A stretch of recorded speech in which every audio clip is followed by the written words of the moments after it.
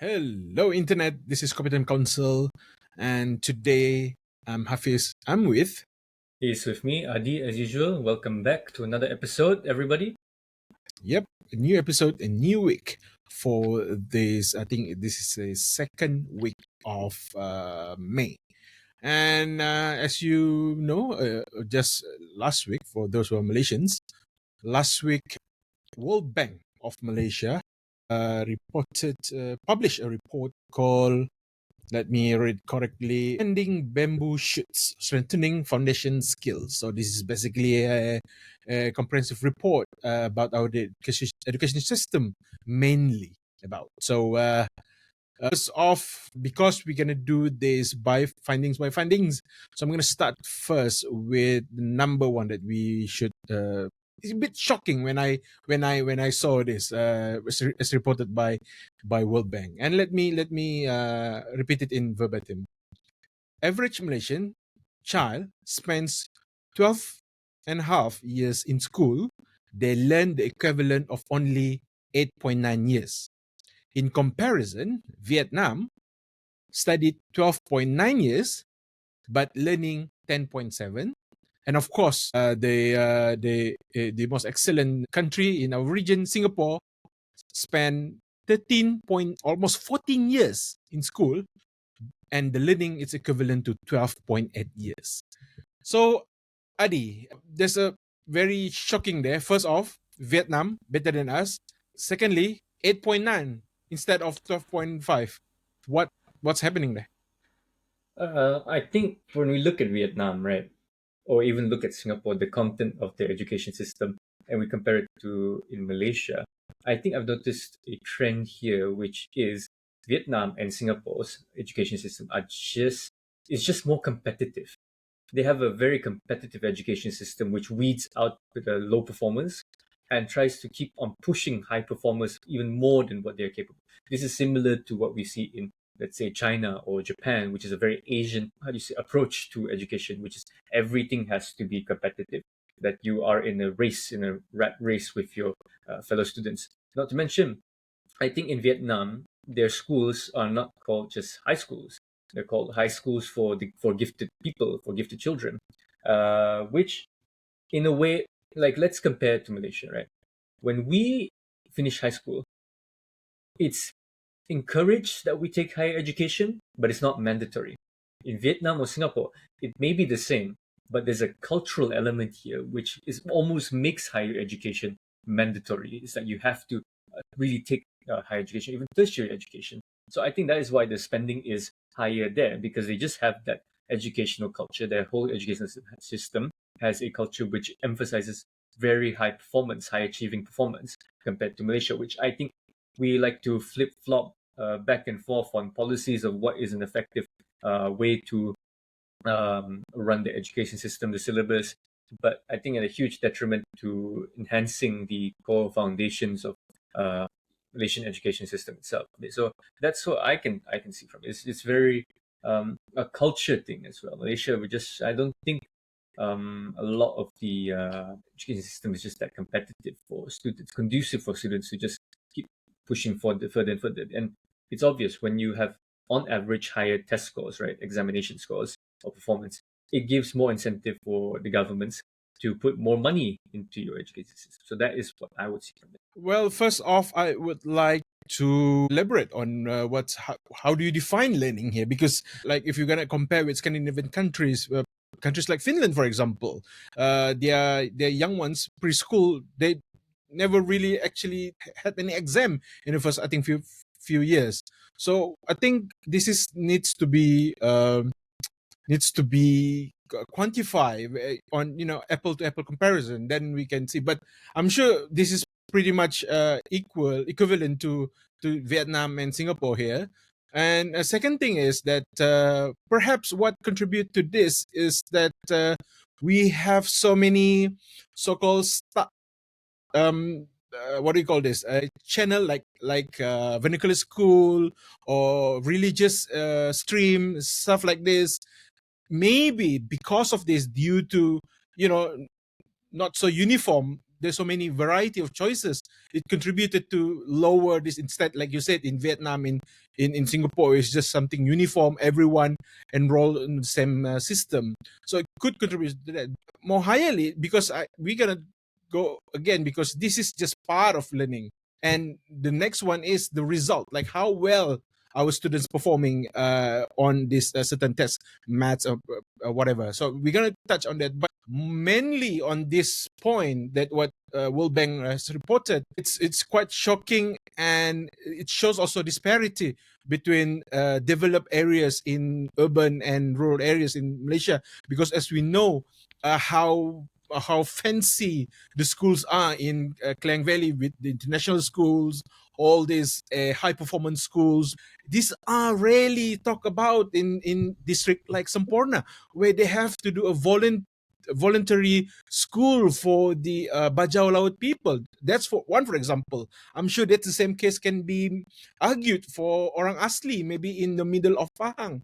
So this kind of disparity needs to be addressed by education's policy reform towards this, because if we these are the kind of stuff, Adi, that make Malaysia trapped in the middle income bracket. Otherwise, we can move forward, leap and bound, as what Vietnam does like 10 years ago. I don't think Vietnam would even be comparable to Malaysia. But now they speak highly of Vietnam and even doing better.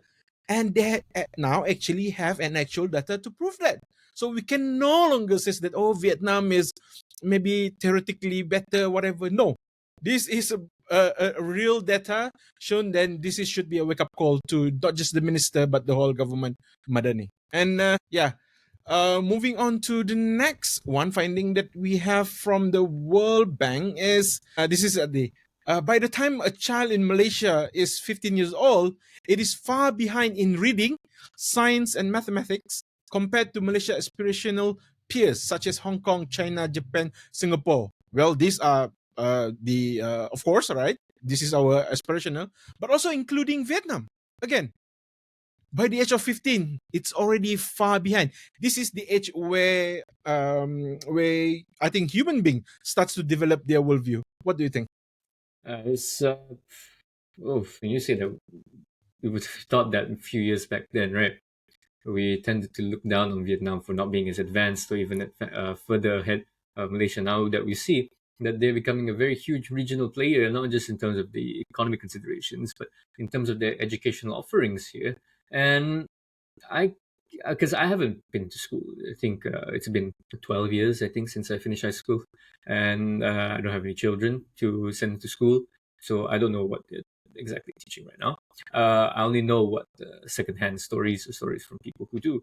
And I never really got that huge impression that the education system has improved. I'm sure that the teachers themselves, in terms of quality, is still there. It's just that there doesn't seem to be a breakthrough in terms of adapting or re-establishing a new framework of how to push students to adopt higher understandings of reading, comprehension, and mathematics.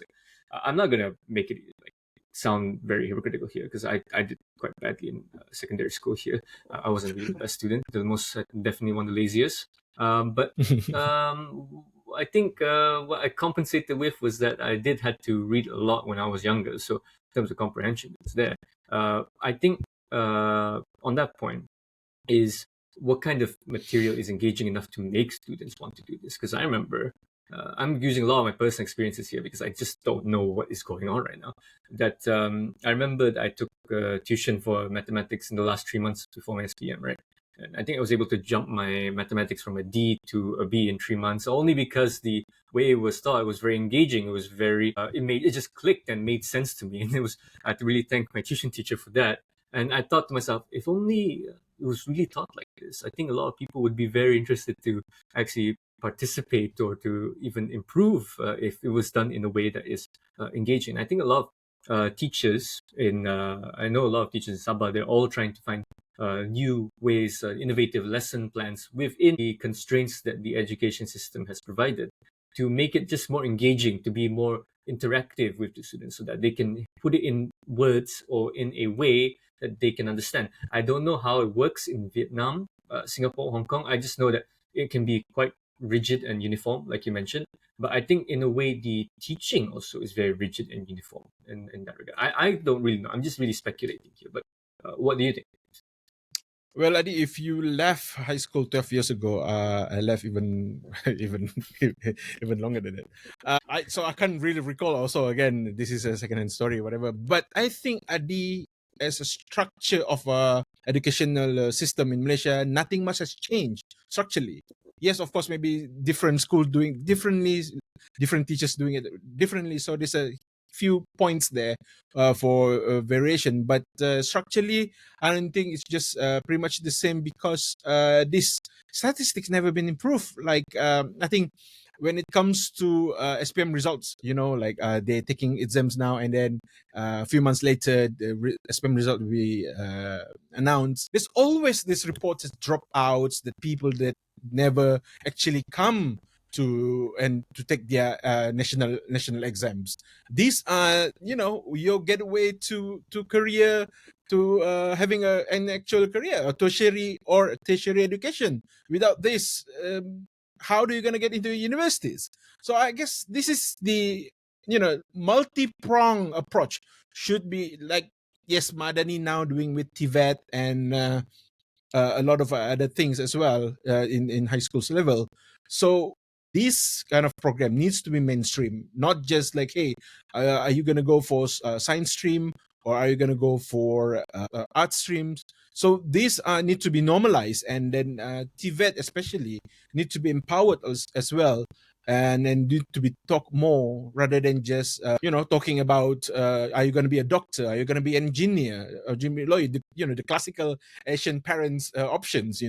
So that's why the pressure, maybe they're wanting something outside of this mainstream career. Maybe they want to be a professional game developer. So where's the route for that? So maybe these are the generations that I don't think I can speak for them as well, but they never had a situation or era where they never had a smartphone, or the entire life. Smartphone was the best friend.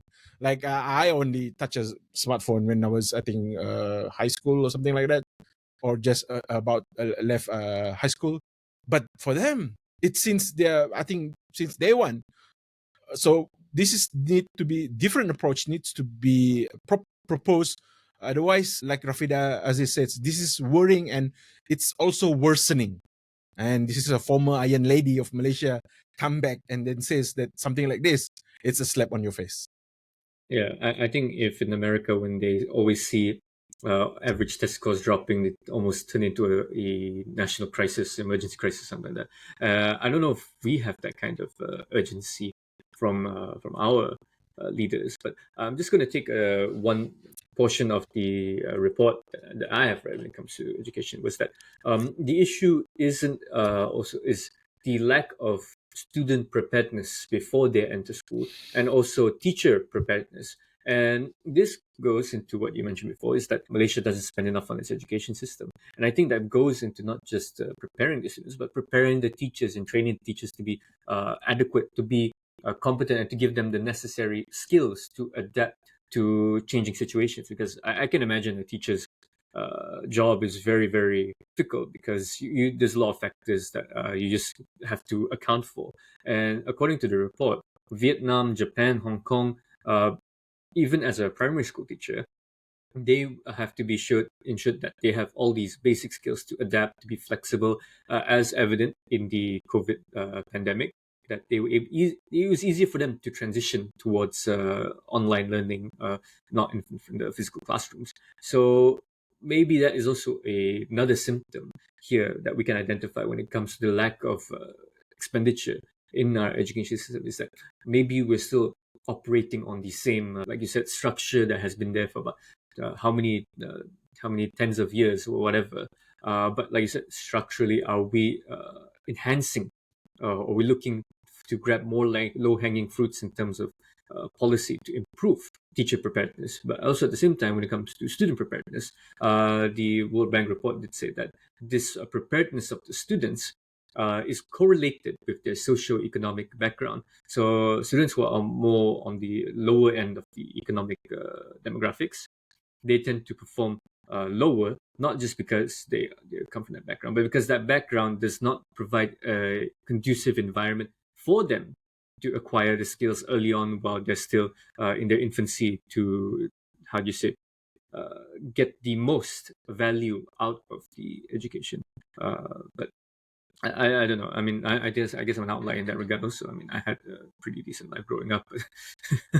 I guess it doesn't work out. I mean, it's not a one size fits all, I guess, kind of assessment. And I'm just being anecdotal here, but it did still help me to help in my university years, because I think that is where I really started to take things a bit more seriously. And I think the skills I had when I was a bit younger, which was reading a lot, being made to read a lot when I was younger, helped transfer really well when it came to how I performed in university, because I think I made up a lot of what I failed in high school, in university itself. So I can see the value of these kinds of preparation for school, kind of the preparation for school stage in childhood. So I guess that's what the World Bank report is also trying to tell, is that children are not being prepared enough, brought up enough to get ready for school. And you have to be fair as well, because some of their economic standing doesn't allow them to gain access to those kinds of skills. Yeah, that's the ironic, isn't it? Like people in the rural area where infrastructure is the most in dire situation, yet they are the one that least get attention or least get funded by all this allocation. I think in terms of fund, because Ministry of Education, again, I think it's top 3 or top 4 in terms of our national budget allocation. But I think where strategically they put all this money we need to go into a little bit closer, because this is also from my experience. Like last time, we high schools in a capital state in Kota Kinabalu. Yet we had a lot of computer labs. I'm not so sure if the same setup for our computer lab was also the same in schools in, let's say, in Kunak, for example. Kunak is a very small district in Sabah, near Lahad Datu. Maybe some of our listeners never even heard about Kunak. So, do they get a proper, same equal computer lab like us in KK? When we, people in KK, students in KK, actually have more access to computer. Surely they have.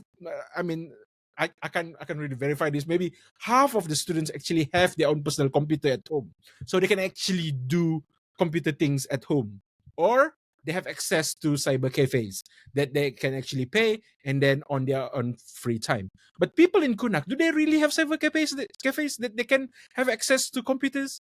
So they rely solely on schools to provide all these infrastructures, but yet the schools, in terms of prioritizing, they actually prioritize schools in big cities, for example, Kota Kinabalu. So those kind of priority, Adi, that I think mismatch in terms of, and then that's what contribute to lack of preparedness, as you argue, and what World Bank argued.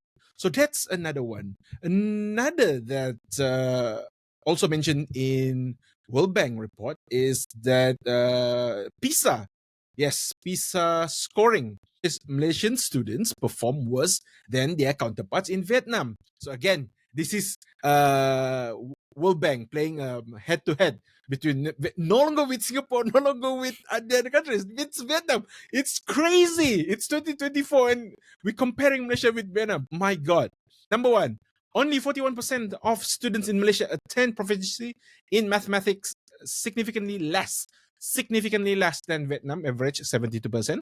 In reading, 42% of Malaysian students attend proficiency in reading, compared to 77% in Vietnam. In science, only 52% of students in Malaysia pass baseline proficiency, compared to Vietnam, almost 80%. Wow, Adi, this is the key subjects for nation building. Like how can we talk about building a rocket ship, having a 4.0 industrial revolutions, AI, and what have you, while we can't have this baseline correct?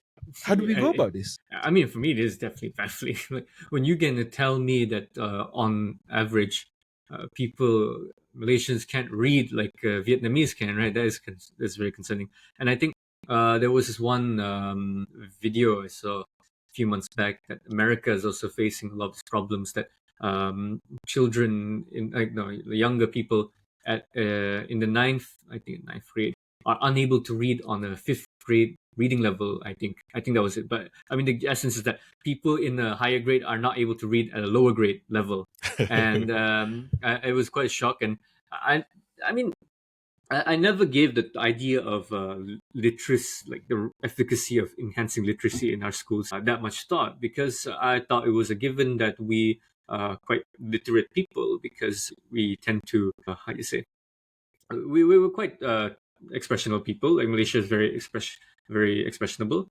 Sometimes can be very verbose at the same time. So I never thought it would be a massive issue. But now that you're telling me, I don't know where to address this exactly. I don't know where to identify where the issue is here. Could it be an issue with the literature that we're teaching children, or is it because we're just not exposing them enough to enough literature, or mathematics or stuff like that? Like yeah, it's like for my instance, yeah, I think I was very mathematically challenged until it was better explained to me. It was a way better explained to me in a way that I can understand. So I don't know where it's a chicken egg for me scenario to see where does it come from. Is it really like it goes back to the idea of like preparedness, basically. Like yeah, when you send a student to school, right? They learn okay half their life there, right? Half the life is there. The other half of their life is outside of school. So if you're not able to provide them the outside of school, then I think it would be detrimental inside the school as well. I cannot always say that I don't really want to always blame the system itself, the educational system, but I have to pinpoint it also is that thinking that there has to be other factors at play that's just outside the control of the education system itself. That we in Vietnam, okay, a lot basically Asian countries, right? From the beginning, when you are a kid, and I think when we chalk this up to the idea of Asian parenting, right, we are instilled the value of education very, very early on. Where we have, and then I think that is where the strength for, let's say, Vietnam, China, Hong Kong, Japan comes from, because it's just that competitive. You have to compete with one another. You have to fight with one another to be able to succeed in life. Because what this for them, what happens in school defines your life outside, like moving forward.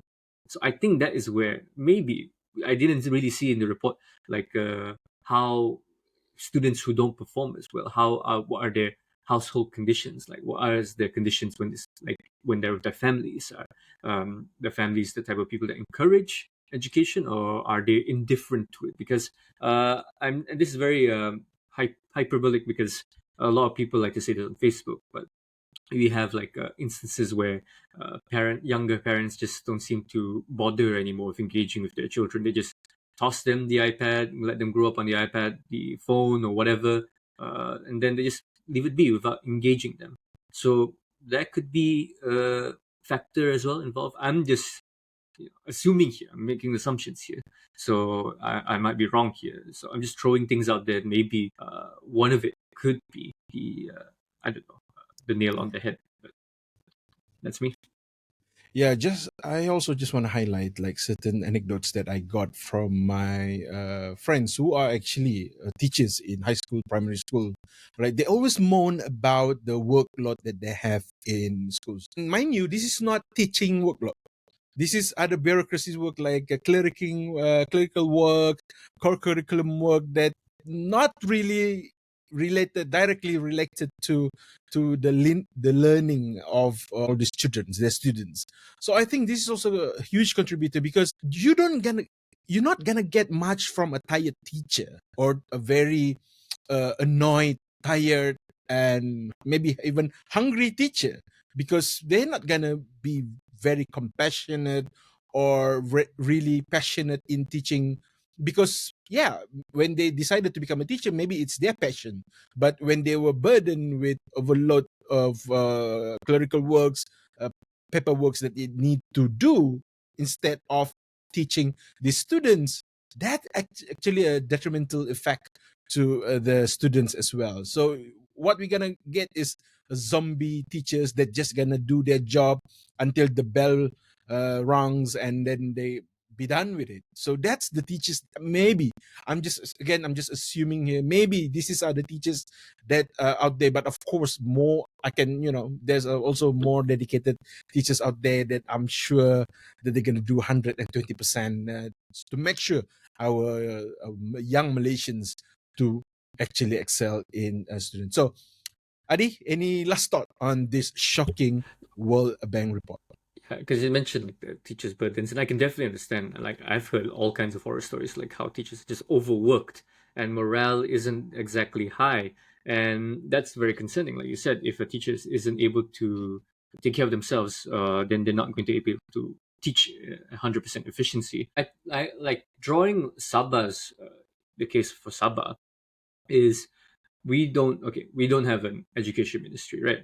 We have a Jabatan Pendidikan Negeri Sabah, JPNS. And there's always been calls saying that Malaysia Sabah maybe should have its own education ministry, but of course that's going to make things. Our counter argument is that it'll make things complicated because now you have to have a Sabah syllabus or something like that. But in that case, I'm not talking about the content itself of education, but in terms of administration of the education system here in Sabah. Because you mentioned that Kunak, very vastly different could be from Sabah, and that could be equally said for many other districts in Sabah, which just don't get that much attention. Now, you think of it this way: if JPNS, which is a federal agency under the Ministry of Education, which is a federal ministry itself, then it's going to have that oversight. I mean, not oversight. The um, tunnel vision, I would say, maybe that's the right word, in terms of tackling literacy rates or education performance in Sabah. It's always going to be a general rule that a federal agency will sometimes overlook, even though they're based here, it can overlook a few certain things that may not be that's very localized and may not be aware of. And I cannot blame them as well because this is just a general rule here. So, in terms of empowering the agencies here as representatives of the federal government to be able to have more agency, to have more leeway in how they can assess and even request assistance for what's all these dilapidated schools here in Sabah, or even providing them the proper infrastructure or even better training, then maybe I think that would be a good way in terms of decentralizing and devolving education so that Sabah can have more of a say in what it wants. Because what I've been trying to figure out as well is where does the funding, from the federal government in terms of education, where does it go to first in Sabah? That's what I want to know. Does it go straight to the state government first, or does it go to JPNS and then it's distributed? That is a question that I would like to answer. So it can make things a bit easier to craft an idea of how maybe that funding can be properly distributed all across Sabah and provided with the equal allocation. Because usually when we hear things about enhancing schools, it's always from a very a minister, a federal minister that says these things, or even a chief minister or premier. Is never really you hear the ministry, like spokespeople from the ministry itself, the people in the ministry that are making active announcements on this. Or even most of us would only know the allocation when it comes to the reading of the federal or the state budget. So it's just not as often updates as we'd like. And I think by decentralizing and devolving more powers to the agencies, localized, I think it gives us a better picture so that when we have the better picture, we can know how we can map out a solution. So that's just my last words. Yeah, definitely funding and how it's built. It's really important in addressing this very problem. So that's it for this episode. Next up, we're gonna talk about a competition to dominate our blue sky. What are we talking about? Please visit our next episode, which is coming right up next.